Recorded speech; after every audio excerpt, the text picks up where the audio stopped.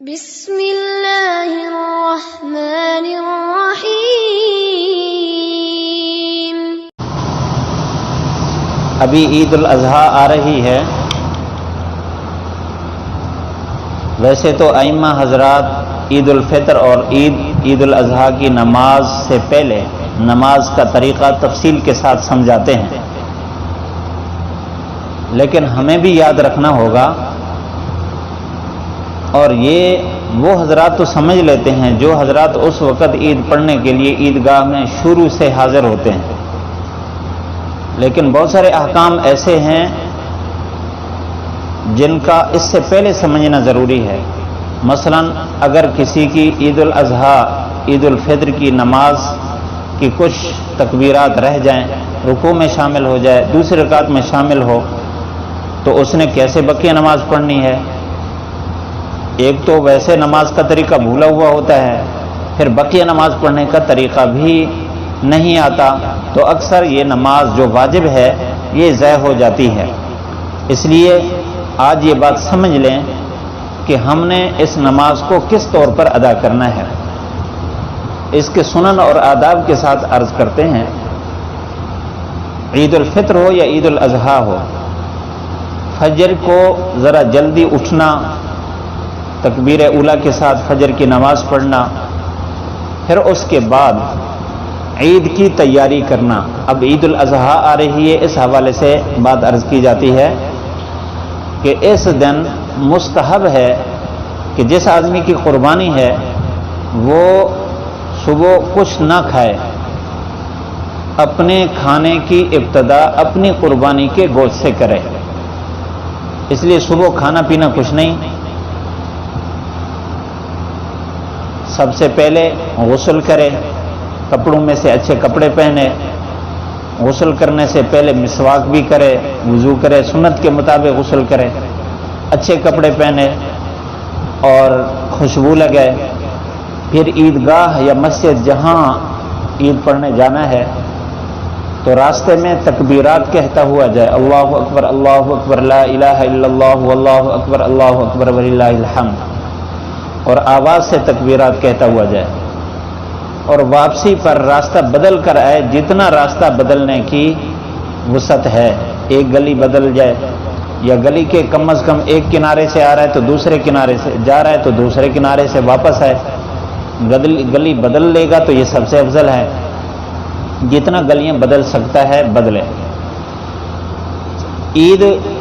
کی نماز کا طریقہ یہ ہے کہ پہلے تو اس میں نہ اذان ہے نہ اقامت ہے۔ نیت کریں گے 2 رکعت نماز واجب عید الاضحیٰ مع زید 6 تکبیروں کے، امام کے پیچھے اللہ اکبر۔ پہلی تکبیر تکبیر تحریمہ کے بعد امام ثنا پڑھے گا، سبحانک اللہم و بحمدک و تبارک اسمک و تعالی جدک و لا الہ غیرک، سب نے یہ ثنا پڑھنی ہے۔ پھر اس کے بعد 3 تکبیریں ہیں، اللہ اکبر کہہ کر ہاتھ کانوں تک اٹھائیں گے، ہاتھ چھوڑ دیں گے، دوسری مرتبہ اللہ اکبر کہہ کر ہاتھ کانوں تک اٹھائیں گے، ہاتھ چھوڑ دیں گے، تیسری دفعہ تکبیر کہتے ہوئے ہاتھ کانوں تک اٹھائیں گے، قرات کے لیے ہاتھ باندھ دیں گے، امام صاحب قرات کریں گے، سورۃ فاتحہ پڑھیں گے، 7 سورت ملائیں گے، پھر رکوع سجدہ کریں گے، دوسری رکعت میں پہلے امام صاحب قرات کریں گے، سورۃ فاتحہ پڑھیں گے، سورت ملائیں گے، پھر رکوع میں جانے سے پہلے اور قرات کے بعد 3 تکبیریں کہنی ہیں۔ پہلی تکبیر میں ہاتھ اٹھا کر کانوں تک ہاتھ چھوڑ دیں گے اللہ اکبر کہتے ہوئے، دوسری تکبیر میں بھی اسی طرح ہاتھ چھوڑ دیں گے، تیسری تکبیر کے بعد بھی ہاتھ چھوڑ دیں گے۔ اب چوتھی تکبیر یہ رکوع والی ہے، رکوع والی تکبیر کہتے ہوئے رکوع میں جائیں گے، اور اس کے بعد پھر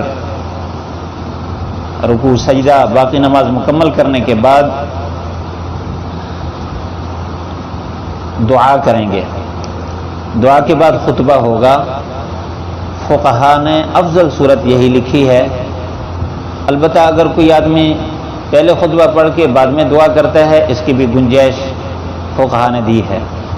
البتہ پہلی صورت کو افضل لکھا ہے، کیونکہ حدیث میں عید کے بعد کی اس دعا کا صراحتاً کہیں تذکرہ نہیں ہے۔ فقہا فرماتے ہیں کہ عموماً کیونکہ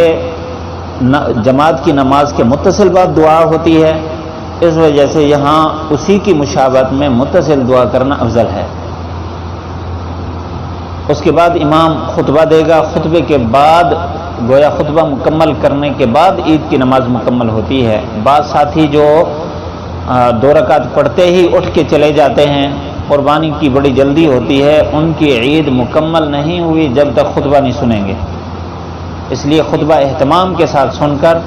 پھر جانا چاہیے۔ یہاں تک تو عید کا مطلق طریقہ ہو گیا۔ اب جو احباب عیدگاہ یا مسجد کی طرف آئیں اور آگے جماعت ہو رہی ہو تو اس کے ملنے کا کیا طریقہ ہے، یہ سمجھنا بہت ضروری ہے۔ اگر کوئی آدمی مسجد میں آیا اور امام صاحب سبحانک اللہم کے بعد تکبیرات کہہ کر آگے قرات کر رہے ہیں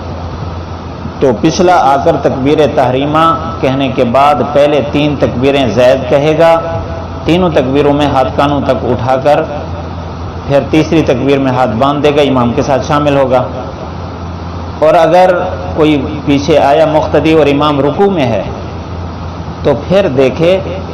اگر ایسا ہو سکتا ہے کہ یہ تکبیر تحریمہ کے بعد کھڑے ہو کر 3 تکبیریں کہے، پھر رکوع میں بھی امام کے ساتھ شامل ہو سکتا ہو، یہ ممکن ہو، اس کے لیے امید ہو، تو کھڑے ہو کر تکبیریں کہے پھر امام کے ساتھ رکوع میں شامل ہو جائے، اس کی رکعت ہو گئی۔ اور اگر یہ خدشہ ہے کہ میں کھڑے ہو کر تکبیرات کہوں گا تو امام رکوع سے بھی کھڑا ہو جائے گا تو اللہ اکبر تکبیر تحریمہ کہتا ہوا سیدھا رکوع میں چلا جائے اور بغیر ہاتھ اٹھائے رکوع کی حالت میں بجائے تسبیحات کے تکبیریں کہے، اللہ اکبر اللہ اکبر اللہ اکبر، تب بھی اس کی رکعت ہو گئی، یہ امام کے ساتھ پہلی رکعت میں شامل ہو گیا۔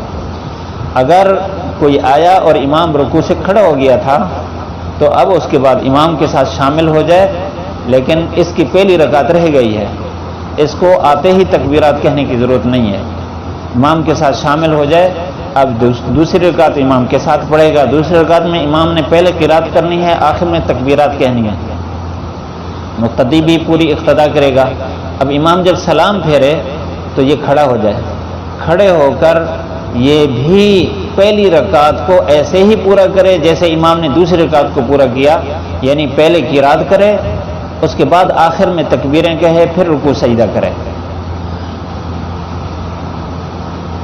اور اگر دوسری رکعت میں بھی رکوع میں شامل ہوا ہے تب بھی اس کے لیے گنجائش ہے، طریقہ وہی ہے۔ اگر اس کو گنجائش محسوس ہو رہی ہے کہ کھڑے ہو کر تکبیرات کہہ کر پھر رکوع میں شامل ہو سکتا ہے تو کھڑے ہو کر تکبیریں کہے، ورنہ اللہ اکبر تکبیر تحریمہ کہتے ہوئے سیدھا رکوع میں چلا جائے اور رکوع کی حالت میں 3 تکبیریں کہے تو گویا یہ دوسری رکعت میں امام کے ساتھ شامل ہو گیا ہے۔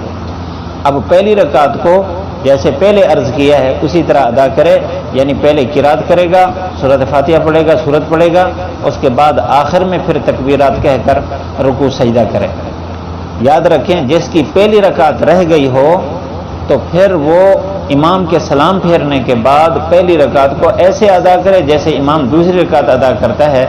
کیونکہ امام نے دوسری رکعت میں تکبیرات آخر میں کہی ہیں۔ اگر یہ پہلی رکعت جس طرح امام کے ساتھ پڑھی جاتی ہے اس طرح ادا کرے گا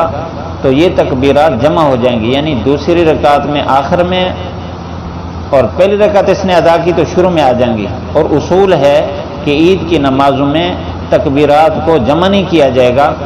اگر دوسری رکعت میں تکبیرات آخر میں ہیں تو پہلی رکعت پڑھتے ہوئے بھی آخر میں کریں گے تاکہ تکبیرات آپس میں جمع نہ ہوں، یعنی پہلی رکعت کے آخر میں اور دوسری رکعت کے شروع میں، تو یوں اس طرح جمع نہ ہوں۔